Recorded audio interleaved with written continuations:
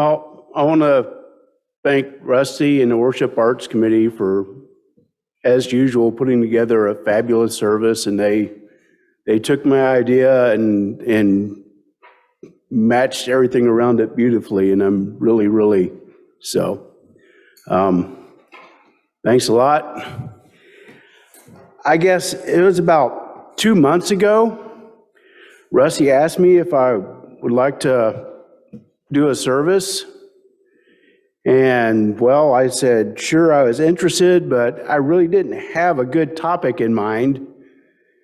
And Rusty said, well, you've got a week to, because he had to have something by that time, and if it wasn't me, he had to get something else. So, and I said, okay, I'll think about it, And I thought about it and played around with some unworkable ideas, and the week just went sliding by. And almost at the last moment, from out of nowhere, this title just zoomed across my mind. And it was Everything I Need to Know I Learned at Hogwarts Summer Camp. And so I gave that to Rusty. Rusty, do you think that would work? And Rusty said, that's great. You should do that. So now I got to produce. And we had just finished a very successful Hogwarts camp just a month earlier at the end of July. And I was still coming down from the euphoria of that, because it was like one of the first major things that we did back in the building, and we worked hard, and we put a lot into it to make sure that it was good, but it was also safe, and everyone learned a lot and had a good time. And so I'm sure that's where the title came from. And so thinking logically, what exactly had I learned? Learning is a process that I'm somewhat familiar with, though I don't claim any expertise. I am conceited enough to believe and to say that I learn something every day of my life. Unfortunately, more and more often, it seems like what I learned today is that what I learned yesterday was wrong. And even more lately, I'm noticing that what I learned today was something I learned 30 years ago and forgot. A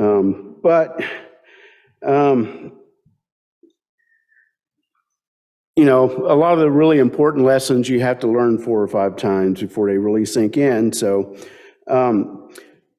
anyway, but 20 plus years ago, when I first started coming to Northwoods, I think I'd been here about a year when Betsy Dobbins-Beck trapped me into becoming an RE teacher. Thank you, Betsy. Since then, I have taught, not every year, I've taken some time off, but enough years that I've lost track of how many. And again, when we started having summer camps, well, I haven't done every single one, but I've done enough of them that I couldn't tell you how many. And most of them have been Hogwarts camps. Some of them have been other things. I'm not sure why. Someone came up and said, Hogwarts is getting kind of old. Do you think someone might like a change? And no, we won't do that mistake again. But the one thing I still don't understand is why I'm still allowed to do all this all the time. Why isn't there a long line of people all signed up, standing there saying, okay, Jeff, you've had your fun, but your turn's over. When do we get a chance? Because if you had any idea what you're missing, that's what you'd be doing. So I guess at this point, I should start telling you 3 things that I've learned from teaching RE in Hogwarts camp, because Rob Wiley, the Northwoods resident orator, and he is great, really, says that, the key to giving a good sermon is tell people 3 things, 3, because 3 is a magic number. I mean, tell people 3 things, and if possible, tell them each thing 3 times, and you're halfway there.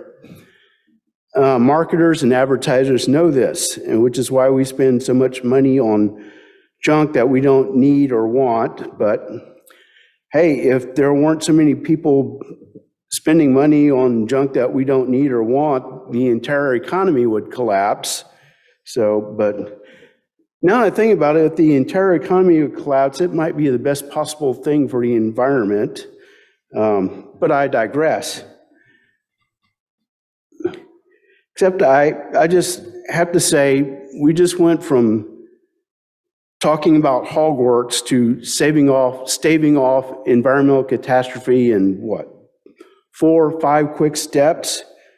So just don't ever, ever, ever doubt that 7th principle. It is absolutely true. Every single thing in the universe is connected to every other single thing in the universe. Don't ever doubt it. And so that's a bit of a digression. I probably should get back, but where did I finally start to realize this fundamental truth about our 7th principle? Well, teaching at Hogwarts, of course. So I should ideally begin telling you 3 things that I really do know and are actually true. I got nothing. Goodbye. Okay, no, that's not. When I first began teaching, when Betsy Dobbins dragged me and said, Jeff, you're going to teach now, one of the things that I really, really worried about was how would I get the kids to learn? Is what I go in there and, I know stuff, but how do I get them to know it? And I found I need not have worried about that. I've realized children are just natural learning machines. They can't help it. Their minds are turned on 24/7. This remarkable facility that they have seems to end for most people somewhere between adolescence and young adulthood, but I don't know it's because that's just the way humans are designed or if we adults are doing something horrible to make this stop. I have no idea, and that's a completely different sermon for another time anyway. But for the younger kids, the issue isn't how do we get them to learn. They're going to learn something. They can't help it. The issue is how do we get them to learn what it is that we want them to learn? Because many times I've tried to teach about UU principles or making a classroom covenant or why Harry Potter might make a good Unitarian, and I am absolutely sure that for a lot of them, most of them, what they actually learned was how to ignore me without my noticing it, or how to entertain themselves without disrupting class, because they're, if nothing else, they're polite. Or in some cases, how to distract me with an absolutely brilliant question which diverts the class completely away from where I want to go and onto something that they think is actually interesting.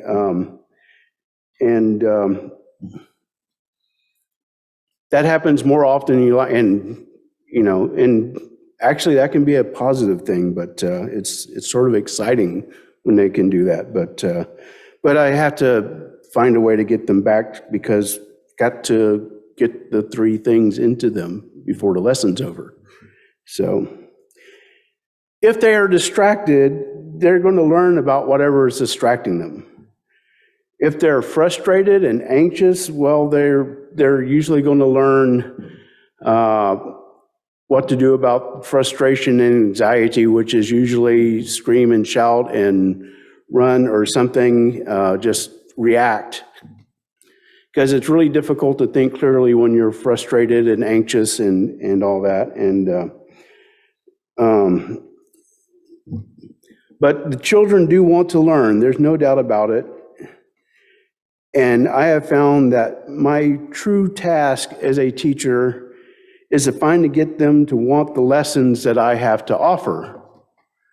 The video we watched in the Time for All Ages is a case in point for those of you who may not be familiar with the Harry Potter saga. Spoiler alert, that clip came from the 5th movie, Harry Potter and the Order of the Phoenix. And in this episode, the dark, feared event that was foretold way back in the very first book, that, the evil wizard Voldemort is probably going to come back, and no one wants to believe that, but by the 5th movie, yes, he is coming back. It's come to pass, he's coming back, he's going to take up where he left off and everything. But the Ministry of Magic, which is the governing body of the Wizard Society, refuses to believe this because, such a possibility is so horrible to imagine. It's too dangerous, and instead they subscribe to the narrative that, these hotheads are making this up in order to, basically in order to gain political advantage and take over and boot them out of office and put themselves back in. And they accordingly take the steps to stop this, including they take control of the Hogwarts school and put one of their people in there and basically shut down learning, telling, you don't need to be learning this. It's, because they're afraid of students who know too much. And this sounds so very familiar. I mean, denying obvious threats to society, such as, say, climate change, COVID, a rising tide of bigotry, and all that, and saying none of that's happening, taking steps to prevent any effective counters to these threats, dictating what can and can't be taught in the schools. It makes me wonder, but, Jo Rowling really does seem to have her finger on the pulse of our times. Anyway, but get back to the 5th book. Hogwarts is under ministry control. They don't want anyone to be taught anything useful in the Defense Against the Dark Arts class. That's why you have the teacher, Dolores Umbridge, going on and saying, you won't need your wand, you won't just copy this down, write it, and write it 5 times to retain it and everything, and it's just boring stuff out of a textbook, And Harry and his classmates and his friends and all are really worried because Harry knows that Voldemort's coming back. And now is the time to teach students how to protect themselves, not to, and what do? They come up with a plan. If the adults won't teach them, they're going to get together and teach themselves. And they find a room of requirement, just, as Harry said, it's almost like Hogwarts wants us to fight back. And it's rather heartening.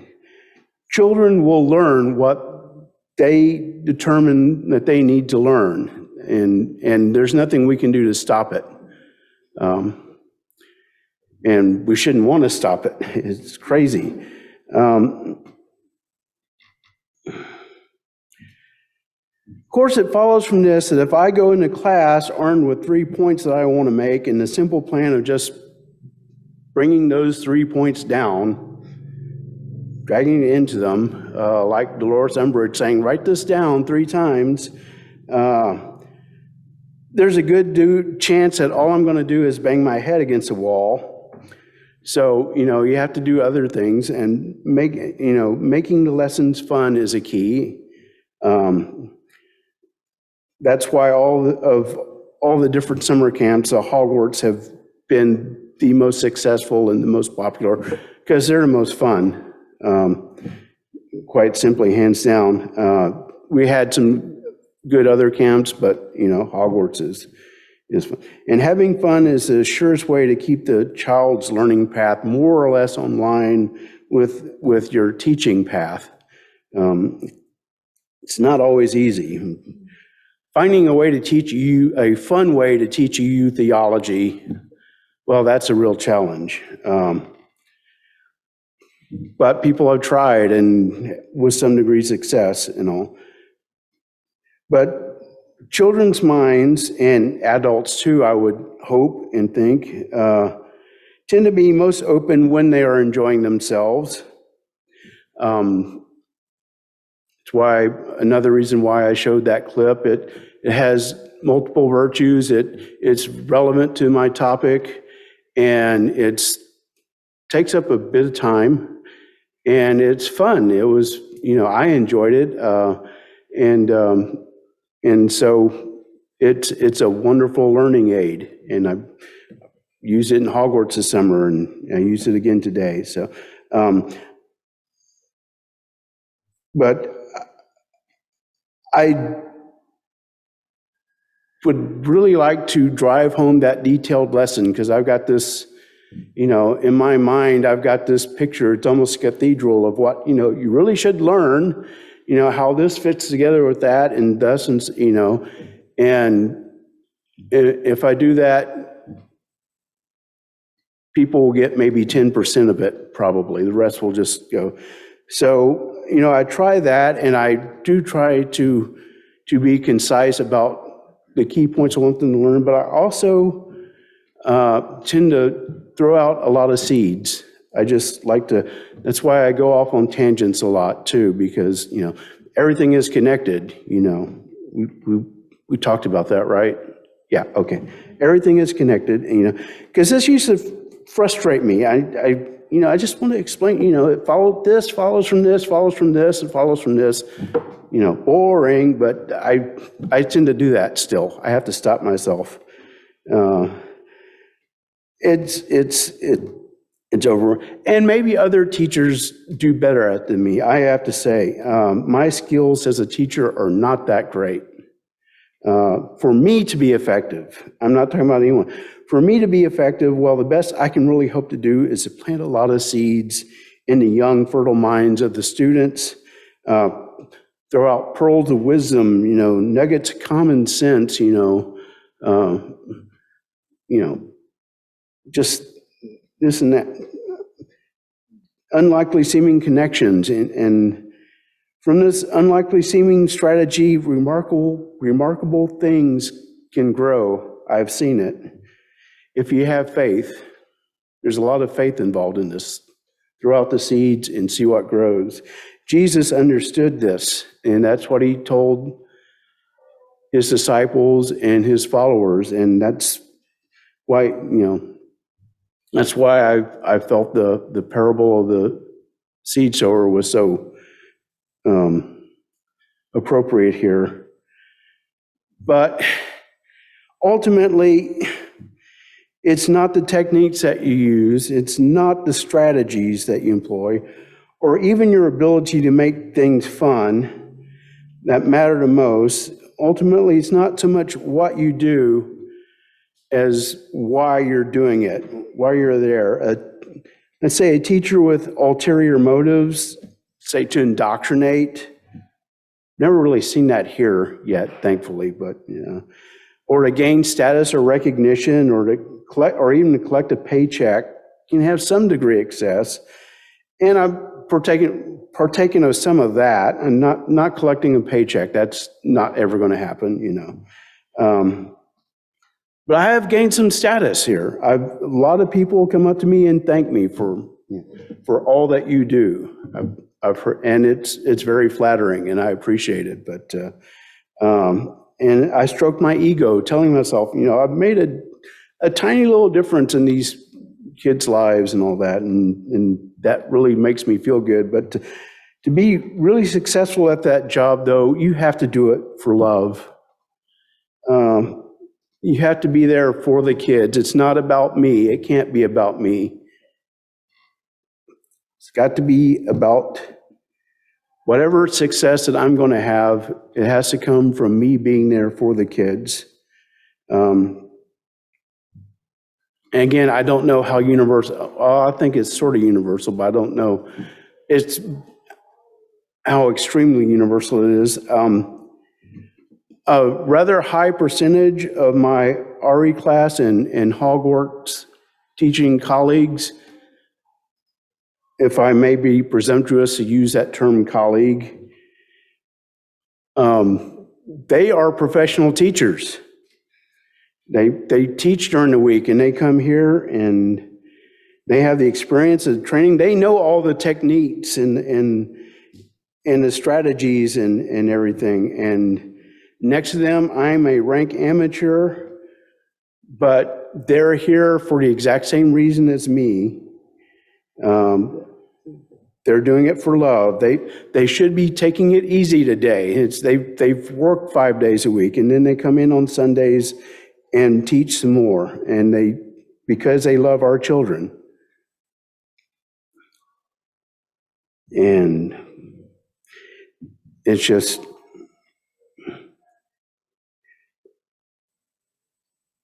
they recognize that in me as well. They know I'm not a teacher, they know, but they see the love that I have, and that gives me the confidence to be able to stand beside them. And ultimately, it shows me the only really, really important qualification for teaching is to love. So,